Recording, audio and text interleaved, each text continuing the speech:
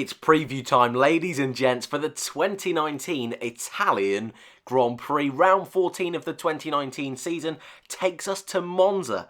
What a circuit Monza is. One of the quickest laps over the calendar. It's not the shortest circuit, but my God, do we have some long straights around this historic track. Just a quick bit of news for you as well. We'll talk about it a little bit later on. A contract extension. Beautiful stuff for the Italian Grand Prix, but we'll talk about that a little bit later on in the newsroom. But of course, if you're new to these previews, we just take a little look, a little peep, let's say, to the weekend ahead. So we do a hot lap. We look at some of the statistics over the last couple of years. We look at the news over the last week. I mean, usually it's a little bit longer than a week, but this time it's only been a week since the Belgian Grand Prix, and we make a few predictions for the 2019 Italian Grand Prix. So if you're new around here, feel free to subscribe, like if you enjoyed, dislike, and put some constructive feedback if you didn't enjoy. But first, let's take a look at last time out at the 2019 Belgian Grand Prix, and it was the man of the moment, the man that everybody wanted to win after the awful events of the Saturday. And Charles Leclerc took his first ever Formula 1 victory. It was a really good race, actually, from the Monegasque. I mean, a lot of people love to say Monegasque. It's a word you don't really get to use very often in real life, but really strong drive from him. Really mature, no mistakes. Vettel had to move out of the way.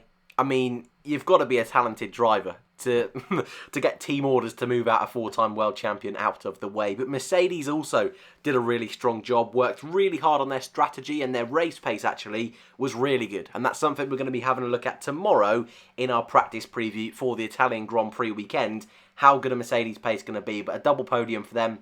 I think they'll be happy with that. Sebastian Vettel P4 and my driver of the day, Alex Albon, P5. But Lando Norris, we should also give him a shout out. He also right up there for driver of the day. P5 for the entire Grand Prix.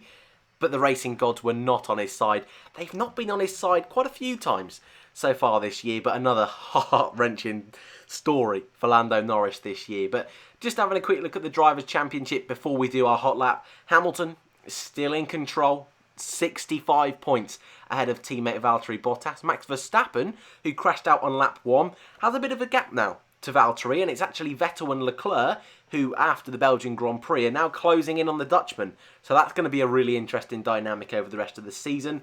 Gasly for Toro Rosso in P6. Sainz didn't pick up any points in Spa, so Gasly has eked that gap out a little bit more, but I think the most interesting name in that top 10 is Alex Albon. After his really impressive performance and first for Red Bull, moves into the top 10.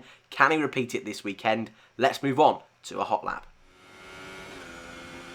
So you now join me for a lap of Monza. It's in the wet. Apologies, it's probably going to be a bit of a scruffy lap, but heading down towards turn 1, always a bit of carnage here come race day, especially lap 1. You can really struggle to fit 2 cars, yet alone 3 on the opening lap. Watch out for a bit of carnage, especially from the 2 Haas boys, if 2019 is to come off anything. Through Curva Grande, a brilliant overtake from Sebastian Vettel a couple of years ago. Again, opening lap, maybe a chance to make an overtake, and maybe if you've got a really good run out of turn 2. But through the first sector, not many opportunities. Heading down towards the first of 2 Lesmos, into the second sector. Again, through this part of the track, it's really technical for qualifying, but come the race, it's about building, getting as close as you can to the car in front. Now, heading up to Ascari, this is where the DRS, or the first DRS zone of the lap is, except the home straight.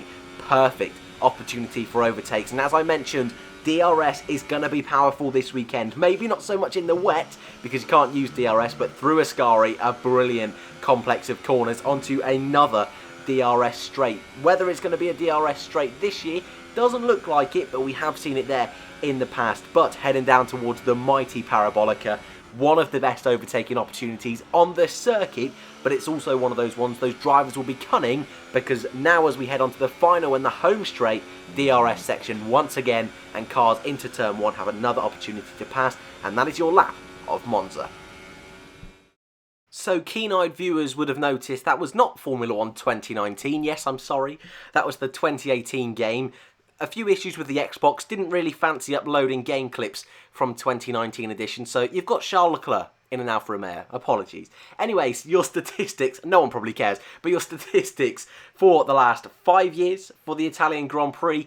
Sorry, Ferrari fans, it's been a place where Mercedes have dominated. Lewis Hamilton in particular picking up 4 victories in the hybrid era. Nico Rosberg picking up a win in his, on his route to the 2016 World Championship. And last year, it looked like it was Ferraris to lose. Raikkonen getting pole position, which the Tifosi loved, especially the Finnish commentators. Sebastian Vettel P2, but Vettel making a mistake early on. A titanic battle in the race between Hamilton and Raikkonen, but it was Hamilton again picking up the victory in Monza, a circuit he absolutely loves, but probably a result that Tifosi probably not too happy about, to be honest with you. But I think this weekend, I mean, we'll go on to predictions in a moment, but I think this weekend Ferrari looking good is all I will say. Sorry, I don't want to hype you up too much, but it's a similar layout-ish to Spa. The same kind of characteristics are needed, so Ferrari should be good. And more reason to smile as we move into the newsroom.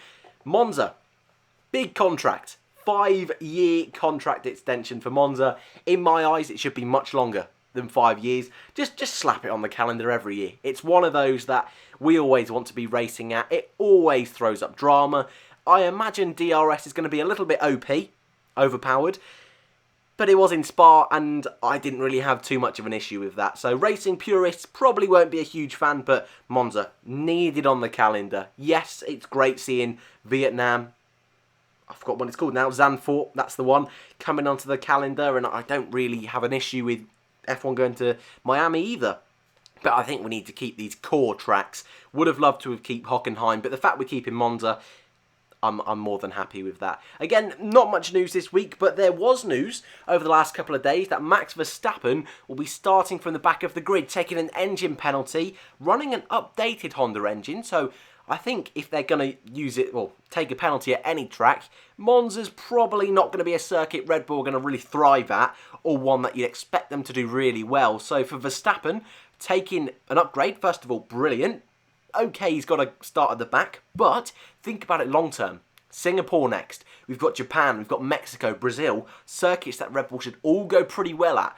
So if he can make sure he gets penalty free with those kind of tracks and maybe take a hit on a weekend like this, I think that's probably good going. But I wanted to let you know because Verstappen, we all know the kind of damage he can do when he's in the running. So I thought that was pretty important. And also, hate to get your hopes up again. I like to do that. If you're new around here, then I like to be as positive as I can. But rain is forecast for Sunday, and that happens very often in Formula 1. I don't want to hype us up too much, but it is forecast. It rained last year in the Italian Grand Prix. Not actually in the race, but through practice, lots of rain. Marcus Ericsson had a huge crash in practice as well last year. A real interesting weekend last year. But rain is forecast for Sunday. And if it's anything like Germany, yes, please. That would be beautiful. But who does that play into? Whose hands does that play into? I think maybe Red Bull. Their car seemed to work really well in Germany. At least it did in the hands of Max Verstappen. A very different circuit, though, is Monza to Germany. Especially through Parabolica. That one can really catch out drivers in the wet. So, a key overtake that we looked at in the hot lap is the Parabolica. So, that could be fun. But I just wanted to let you know. Don't want to hype you up too much, but rain could be on the way. Predictions time. My favourite bit of the video. No beating around the bush. The best bit of the video, in my opinion. I've gone with a Ferrari 1-2. I said that in Spa. But then again, most people said that in Spa. Most people also said a 1-2 in the race for Spa. And they would have been wrong. But I've gone with the Leclerc pole position again. Seems to have the edge in qualifying so far over this season as Leclerc for the two Ferrari teammates. Outqualified Vettel in the last 6 Grand Prix, which I thought was quite an interesting statistic. Anyway, I put Vettel on the front row and Hamilton at P3. That's pretty bog standard, to be honest with you. It's my race prediction, where I've gone a little bit more bold. I've gone with the Ferrari 1-2. I've gone with the Vettel victory. I think he really needs it. And I think with the Tifosi behind him, with the nightmares of last year, I think Vettel will bounce back, but it's a difficult one to call. I've gone with an Alex Albon P3, and that's maybe, hopeful, wishful thinking, but I think with a bit of rain, bit of chaos, Red Bull can usually do really well in those kind of situations. So I'm looking forward to seeing Albon have a penalty-free weekend and seeing what damage he can do at the front. But really impressed with him in Belgium. So I think he could do well. But it's going to be a tall order with normal race conditions to finish in front of both Mercedes with a Honda engine. But you never know. You never know. Your predictions, though, that's what I want to know now in the comment section below or on Twitter, either or. A few of you tweeted me last time, which I quite liked, actually. So if you want to do that, feel free to do so. In the comments, on Twitter, let me know qualifying, pole position, front row, and who's going to be the biggest shock. You can put Max Verstappen if you like, but who's going to be the biggest shock? Who's going to be your race winner? Spoilers, it's probably going to be Grosjean. Podium finishes. First retirement, that's probably more likely to be Grosjean, to be honest with you. Driver of the day, and who is going to be the best of the rest in the race. So, P7. Of course, if you are new around here, feel free to subscribe. And as I said at the beginning of the video, constructive criticism is lovely. That's what I live for. But if you want to leave a soppy comment, that's also very nice as well. Like, dislike, whatever you fancy. But obviously, I hope you've enjoyed. Tomorrow, that's the important day. Practice gets underway, so keep an eye out for the practice report. And of course, quali reports and race reports will be with you as soon as possible. Thank you very much for watching, and I hope to see you in the next one.